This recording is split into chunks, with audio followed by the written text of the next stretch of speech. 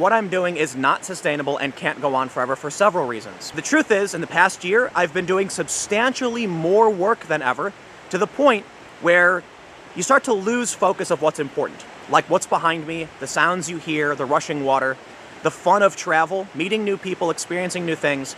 The last thing I want to do is sit in a room all day. I spent most of my years traveling and going on the ground. And it's only in the past year or so I focused more heavily on being in studio. I just want to go out and smell the flowers. At some point you realize everyone's kind of losing their mind. How do you make it stop? I honestly don't know. But people tell me I should. Well, I don't. What I do know is, go outside. It's beautiful.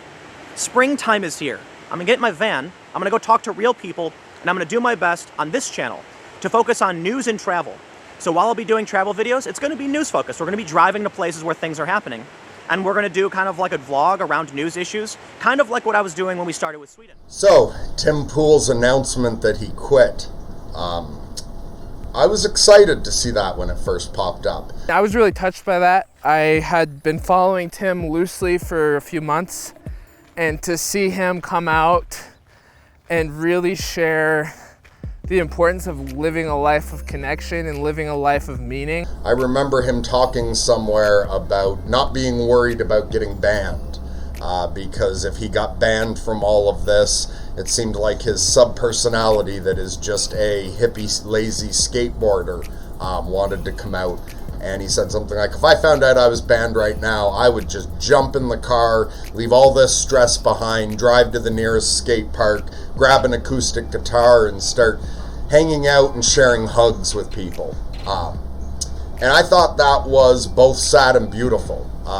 Very beautiful that he has that desire, and very sad that he's so caught up in doing something important that he feels he can't do it. And I just thought it was brilliant that someone of his popularity and his pull came out with something like that. I think it's a really good sign in the change of the culture on YouTube and everything that we are trying to do here on Sorting Myself Out, which is to present honest content, to present content that's based on meaningful living and transformation. So I love that Tim did that.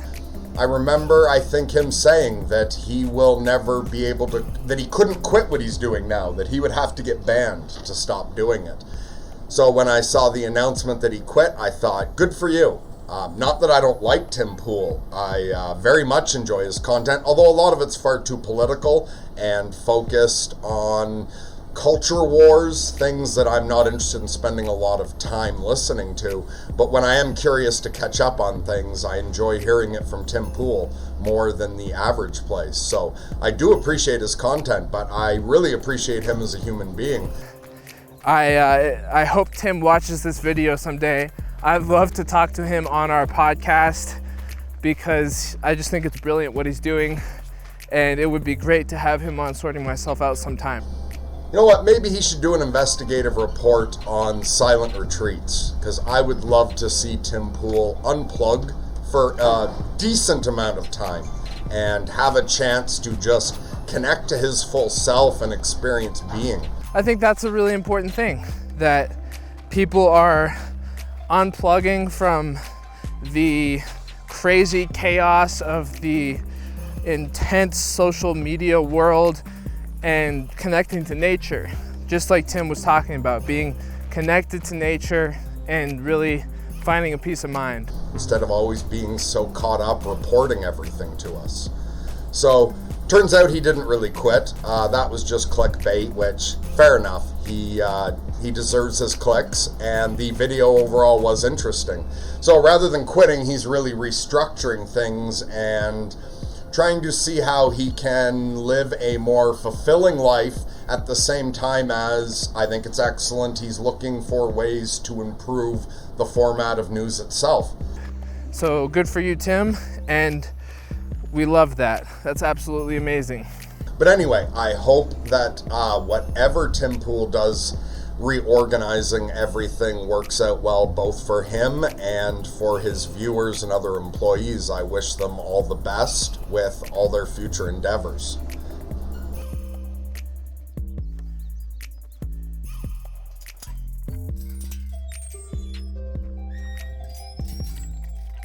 The other thing I wanted to respond to was Gary Vee's video. So I don't think I've ever heard of Gary Vee before. I might be wrong, but Ryan decided to do a reaction to that video, and he wanted me to add my thoughts on it. But you're pandering to views instead of putting out content. That's true. If you're not inspired to do fucking coding content, you're not gonna put out anything that day. Right. I'd rather you film yourself drinking a cup of coffee and maybe talking about the story of why you started coding in the first place. You can't live your life predicated on how many views the video is gonna get on YouTube, right? Okay, so I'm just trying to, okay, so yeah, that's important for me to understand. It's the biggest important thing for content producers to understand. Everybody's getting caught up in likes and subscribers Right. instead of actually living their fucking life. You gotta bring them value. Right. Then every single thing that you should be putting out has nothing to do with likes or subscribers. Right. It should be like, what in the world is gonna help this developer? And you have to make that content with the expectation of them never buying your product. Right. Then you'll grow. One of the things he talked about in that video was authenticity. Not doing this type of content, not building your business around just trying to get likes and subscribers and attention, but trying to provide value for other people, trying to do something that's honestly gonna help. His idea of ignoring your views and focusing instead on what you're creating and the value of that content, I think all of that was fantastic. That I thought was just absolutely awesome from Gary Vee.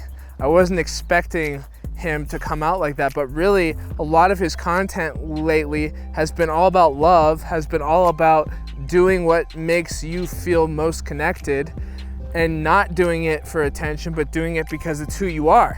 And everything he's talking about involving becoming focused on that outcome, what is mirrored back on you, being focused on outward approval, I think ties into Carl Jung's idea about persona, what we develop as a result of the outside pressures and our inward nature. We create a persona based on our likes and dislikes, based on the smiles and frowns, initially that you got even as a baby from your parents. Those smiles and frowns were likes and dislikes. And because of that, we have a tendency to suppress the parts of us that get the frowns and to try to expand on the parts of us that get the smiles.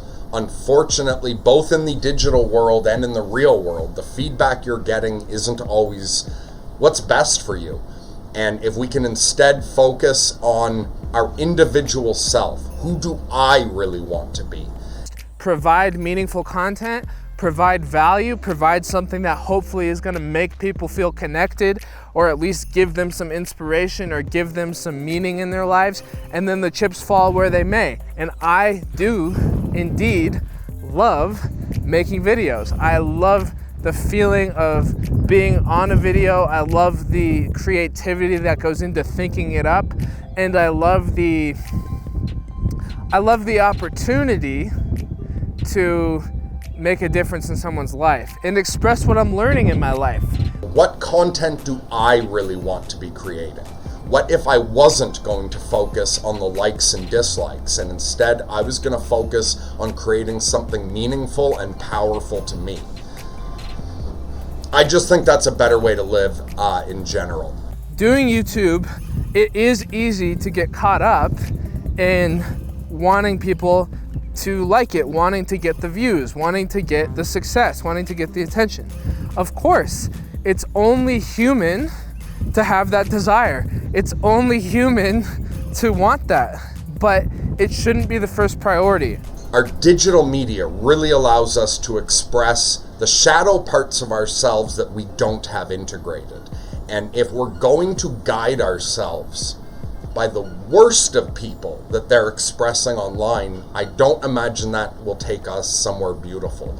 The first priority should be providing meaningful content. The first priority should be in making a difference, in doing something that makes you happy, in doing something that makes you grow, that makes you shine. And the chips fall where they may.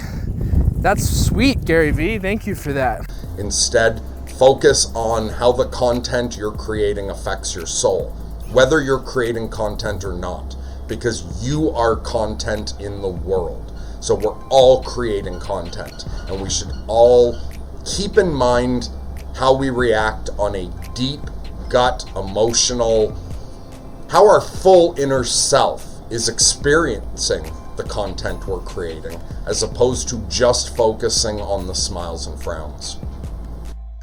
Hey folks, this video took some time and effort to make. If you want to support the channel, there are options in the description. Goodbye.